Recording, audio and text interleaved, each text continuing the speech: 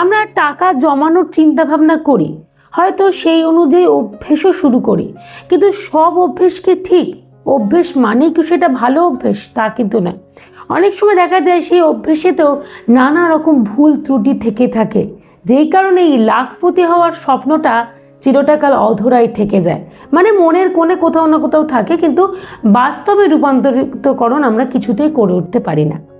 আমার আজকে আলোচনা হচ্ছে এই পার্টিকুলারলি টপিকটাকে কেন্দ্র করি। আমি আজকে মূলত তোমাদের দুটো টিপসের কথা বলবো, যারা টাকা জমাতে পারছো না আর যাদের মনের মধ্যে এই লাখপতি হওয়ার একটা অদম্য জেদ রয়েছে। বলবো গোটা ভিডিওটা একটু মন দিয়ে শোনো, আশা করি তোমরা উপকৃত হবে। বাড়তি কথা না বলে আজকের আলোচনাটা আমি শুরু করে দিচ্ছি। প্রথম পয়েন্ট, রিভার্স রুল। আমাদের যখন দেখবে হাতে টাকা আসে তখন আমাদের বেশ একটু মন মেজাজটা ভালো থাকে, মানে মাসের শুরুর কথা আমি বলছি। কিন্তু তোমরা আমাকে প্রায়শই একটা কমন কমেন্ট করে থাকো যে দিদি, আমি প্রথম দিকটা শুরু করলাম কিন্তু আমি তারপর সেটাকে কন্টিনিউ করতে পারছি না। মানে মাসের প্রথম দুটো সপ্তাহ ঠিক মতো করতে পারলাম সঞ্চয়, তারপরে আর টাকাটা আলাদা করে সঞ্চয় করে উঠতে পারছি না, তখন একেবারে হাত ফাঁকা হয়ে যাচ্ছে। তাহলে আমি এই পরিস্থিতিতে কি করব? শুরু করছি কিন্তু শেষ করতে কিছুতেই পারছি না। আমি তখন সত্যি ভেবে দেখলাম যে হ্যাঁ ঠিকই তো, তাহলে একটু চেঞ্জ করে জিনিসটাকে সাজালে কেমন হয়। আমি নিজে 1 মাস করেছি। 1 মাস কন্টিনিউ করার পর দেখেছি না, সত্যি আমি যেটা প্ল্যানটার কথা ভেবেছি এটা একেবারে সুন্দরভাবে কাজ করেছে। তাই তোমাদের সামনে তুলে ধরার চেষ্টা করছি। তোমরা কি করবে, যখনই মাসের শুরুতে স্যালারিটা তোমরা পাচ্ছ, বা যখনই মাসের ধরো 2-4-5 তারিখের মধ্যেই স্যালারি পাচ্ছ বা হাতে টাকা তুমি পাচ্ছ যেখান সোর্স থেকে, তখনই কি করবে, আমাদের তো গোটা মাসটা তো 4টে সপ্তাহতে ভাগ হয়ে যায়। তুমি 4টে সপ্তাহতে ভাগ করবে। কি হিসাবে ভাগ করবে? প্রথম সপ্তাহে ধরো তুমি একটা অ্যামাউন্ট জমালে।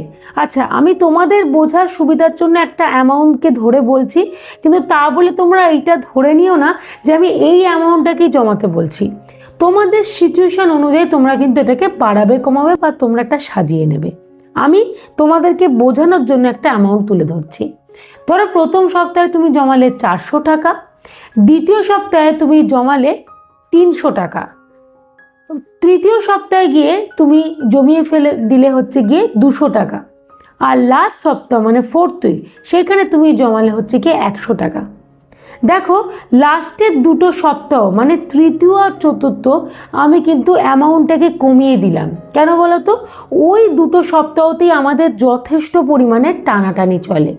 তাই যদি অ্যামাউন্টটা কমিয়ে দিই তাহলে আমাদের চাপটা হবে না। অনেকেই তোমরা তো কমেন্ট করছো যে লাস্টের দুটো সপ্তাহ হয়ে উঠছে না। কেন হয়ে উঠছে না বলো তো? যদি অ্যামাউন্ট বেশি থাকে তখন আমাদের স্বাভাবিকভাবেই আমাদের মন বা মাথা কোথাও না কোথাও বলে দেবে যে অনেক অ্যামাউন্ট দরকার নেই, হবে না তোমার দ্বারা। তুমি ধরেই নেবে যে হচ্ছে না, কিন্তু যখনই তোমার অ্যামাউন্টটা কম হবে তখন তুমি ভাববে না আমার অ্যামাউন্টটা তো কম আছে, আমি চাইলেই করে দিতে পারবো। ওই জন্য দেখো আমি লাস্টের দুটো সপ্তাহতে বললাম 200 টাকা আর 100 টাকা। চাইলেই তুমি একটা গোটা সপ্তাহে 100 টাকা সঞ্চয় করে দিতে পারবে, চাইলেই তুমি গোটা একটা সপ্তাহতে 200 টাকা আলাদা করে সঞ্চয় করে দিতে পারবে। আবারও বলছি, এই 400, 300, 200, 100 যে এক্সাম্পলটা দিলাম আমি তোমাদের বোঝার সুবিধার জন্য দিলাম। এবারে তোমাদের যতটুকু সম্ভব সঞ্চয় করা সেই অনুযায়ী এই জিনিসটাকে তোমরা সাজিয়ে নেবে। ক্লিয়ার করতে পারলাম?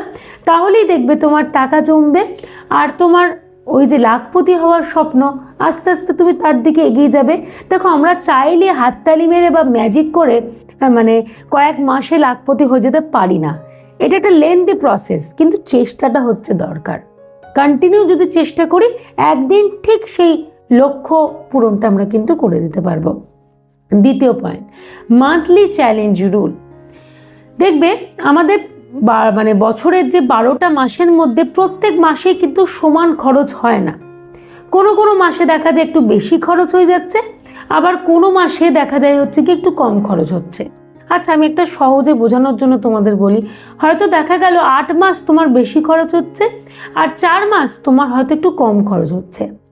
তোমাকে টার্গেট ফিক্স করতে হবে প্রত্যেকটা মাসেই আমাকে কিছু না কিছু জমাতে হবে। তাই তো?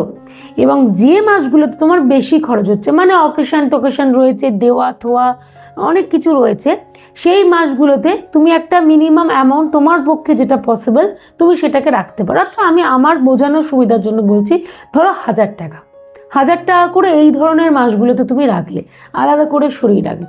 কিন্তু এই চ্যালেঞ্জটা নিজের মনের মধ্যে নাও, যে 4টে মাসে তোমার খরচাটা কম হচ্ছে, ধরো যে 4টে মাসে কোনো অকেশন নেই, কাউকে কিছু দেওয়া থোয়া নেই, বাড়িতে হয়তো সেই হিসাবে অনেক অতিথি সমাগম অতিরিক্ত হারে নেই, যাই হোক না কেন, তুমি বুঝতে পারছো যে এই 4 মাস আমার খরচাটা কিন্তু মোটামুটি ঠিকঠাক থাকবে। সেই সময়তে টার্গেট নাও বা চ্যালেঞ্জ নাও যাতে অ্যামাউন্টটা তুমি বাড়িয়ে দিতে পারো, মানে সঞ্চয়ের অ্যামাউন্টটা। যদি 8 মাস তুমি 1000 টাকা করে জমাও, তাহলে সেই পার্টিকুলারলি 4টে মাস তোমার টার্গেট থাকবে ডাবল জমানো, মানে 2000 টাকা করে জমানো। আবারও বলছি, অ্যামাউন্টটা আমি তোমাদেরকে বোঝানোর জন্য বলছি, তোমরা চুজ করে নেবে যে তোমরা কতটা রাখতে পারছো, বাড়াবে নাকি কমাবে কি মাঝামাঝি রাখবে। অ্যামাউন্টটা তোমাদের পুরোটাই কিন্তু ব্যক্তিগত ব্যাপার, তোমরা তোমাদের সুবিধা অনুযায়ী এটা কিন্তু করে নেবে। তাহলে আশা করি সহজে বোঝাতে পারলাম। এই দুটো পয়েন্ট বা প্ল্যান যাই বলো না কেন, এটাকে তোমরা একটু ফলো করো, বেশ কয়েকটা মাস একটু কন্টিনিউ করো, দেখবে আস্তে আস্তে আস্তে তুমি টাকা কিন্তু জমাতে পারছো। একটা সময়ের পর তোমার যেটা লক্ষ্য, মানে লাখপতি হওয়া, তুমি তার দোরগোড়ায় ঠিক পৌঁছাতে পারবে। একটু অপেক্ষা, একটু সময়, ধৈর্য আর একটা একাগ্রতা বা চেষ্টা।